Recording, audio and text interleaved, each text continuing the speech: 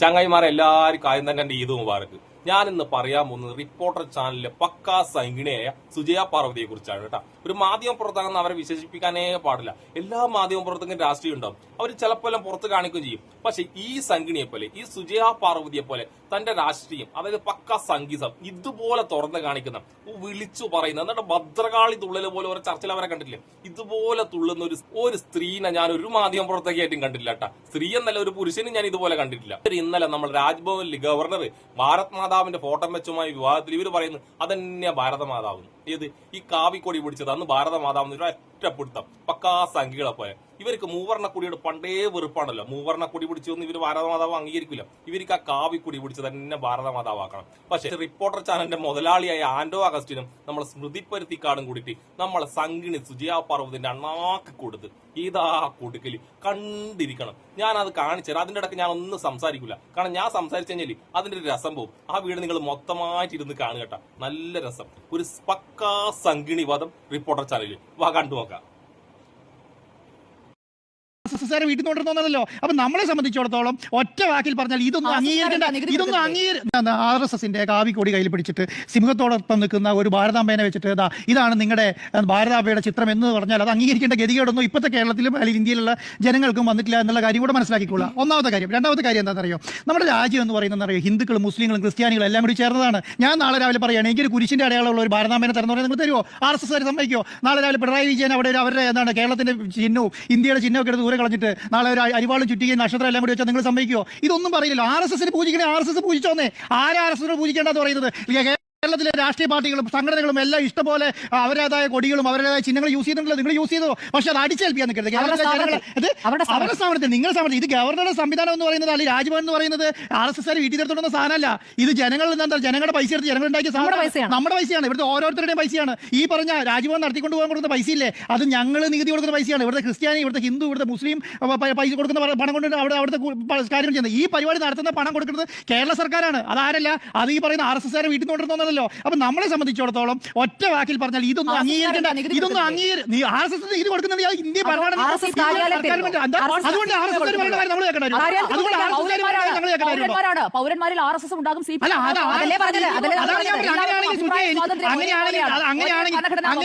അങ്ങനെയാണെങ്കിൽ ഞാൻ നികുതി കൊടുക്കുന്ന ഈ പറയുന്ന രാജ്യമുണ്ടല്ലോ, എന്റെ പണം കൊണ്ടുണ്ടാക്കിയ രാജ്യമുണ്ടല്ലോ, രാഷ്ട്രീയക്കാരുടെ പണം കൊണ്ടുണ്ടാക്കിയ രാജ്ഭവനിൽ ഞാൻ പറയുന്ന പിന്നെ ബിംബം കൂടെ നിങ്ങൾ വെക്കുവോ? നിങ്ങൾക്ക് തോന്നുന്ന ബിംബം വെക്കാൻ പറ്റില്ല. അതിനാണ് ഇവിടെ ഭരണഘടന ഉള്ളത്, അതിനാണ് നിയമമുള്ളത്, അതിനാണ് ഭരണഘടനയിൽ പറയാത്ത, ഇന്ത്യൻ നിയമത്തിൽ പറയാത്ത ഒരു ധ്വജത്തെയും ഒരു ഭാരതാംബേനെ അംഗീകരിക്കേണ്ട ഗതികേട് ഇന്ത്യൻ ജനതയ്ക്ക് വന്നിട്ടില്ല. അത് കുറച്ചുകൂടെ കഴിയട്ടെ. നിങ്ങൾ ഈ പറയുന്ന സംവിധാനങ്ങൾ മുഴുവൻ കൈയടക്കുക, അന്നേരം ആലോചിക്കാം. ഇപ്പൊ കേരളം ഭരിക്കുന്ന ഇടതുപക്ഷ മുന്നണിയാ, ഇപ്പൊ കേരളം ഭരിക്കുന്ന പിണറായി വിജയനാ, ഇപ്പൊ കേരളം ഭരിക്കുന്ന CPI ആ. അവർ പറയുന്ന കാര്യങ്ങൾ അവർ ഇറങ്ങി പോന്നല്ലോ. എന്തേ അവർക്ക് ഈ പറയുന്ന ഗവർണർക്ക് ഈ കാര്യം നടത്തി കൊടുക്കാൻ പറ്റിയില്ല? കേരള സർക്കാർ തീരുമാനിച്ച പരിപാടി രാജ്ഭവനിൽ നടത്താൻ നിങ്ങൾക്ക് പറ്റില്ല. ഞങ്ങൾക്ക് സംവിധാനങ്ങൾ എന്തുകൊണ്ടാണ് നിങ്ങൾക്ക് ഒരാളെ കിട്ടാതെ പോയത്? ഗവർണർക്ക് വേറൊരു ഗവർണർ വെച്ച് നടത്തുന്നില്ലേ? എന്തുകൊണ്ടാണ് കേരളത്തിൽ ഒരു കിട്ടാതെ പോയത്? കേരളത്തിൽ എന്തുകൊണ്ട് പോയത്? ഏതാ രാജേന്ദ്ര വിശ്വനാഥ് പോയില്ല. നമ്മളെ സംബന്ധിച്ചിടത്തോളം എന്താണ് ഈ പറഞ്ഞ ഗവർണർ RSSന്റെ പ്രതിനിധിയായി രാജ്ഭവനിൽ പരിപാടി നടത്തിയാൽ അതൊന്നും സമ്മതിക്കേണ്ട ഗതികേട് കേരളത്തിലെ സർക്കാരും കേരളത്തിലെ ജനങ്ങൾക്ക് വന്നിട്ടില്ല. ആ സമയത്ത് അതൊരു നിങ്ങൾ എടുത്തു വെക്കുന്ന ഭഗവത് ധ്വജത്തെയൊക്കെ പൂജിച്ചു കളയാം എന്ന് തീരുമാനിച്ചാൽ അതിന് വേറെ ആളെ നോക്കണം.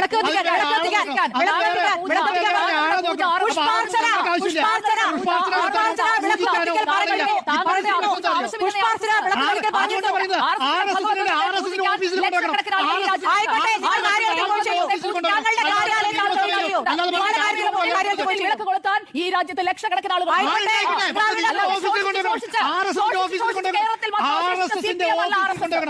RSSന്റെ ഓഫീസിൽ കൊണ്ടുപോകണം. 2001 വരെ ഇല്ലാത്ത, 2002 വരെ ഇല്ലാത്ത ഈ പറയുന്ന ദേശീയ പതാക അതുപോലെ തന്നെ പാർട്ടി ആസ്ഥാനങ്ങളൊക്കെ ഉയർത്തി തുടങ്ങിയത്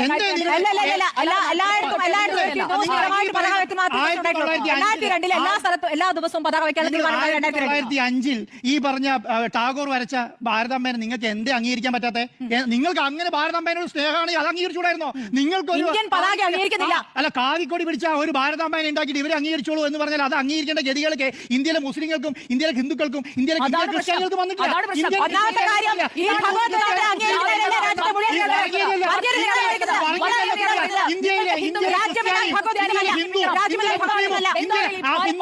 ഹിന്ദുക്കളെ കോട്ട അച്ചാരമൊന്നും നിങ്ങൾ എടുക്കണ്ട.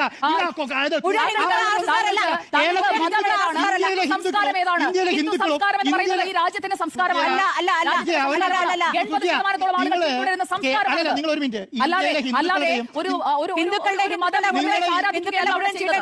നിങ്ങളുടെ ഇന്ത്യയിലെ മുഴുവൻ ഹിന്ദുക്കളുടെയും നിങ്ങൾ എടുക്കണ്ട. ഇന്ത്യയിലെ ഹിന്ദുക്കളെയും ഇന്ത്യയിലെ ക്രിസ്ത്യാനികളെയും ഇന്ത്യയിലെ മുസ്ലിങ്ങളെയും മതേതര വിശ്വാസികളായ ജനങ്ങളുടെ മുഴുവൻ അംഗീകാരം ഉണ്ടെങ്കിൽ മാത്രമേ നിങ്ങൾ വെച്ചാൽ മതിയെന്നേ. അല്ലെങ്കിൽ നിങ്ങൾ RSS ഓഫീസിൽ കൊണ്ട് വെച്ചോളൂ. അല്ലാതെ ഇതിനെ പൂജിക്കാനും ഇതിനെ പുഷ്പാർച്ചന നടത്താനും നമ്മളെ നേരെ കിട്ടില്ല. പക്ഷേ ഇവിടെ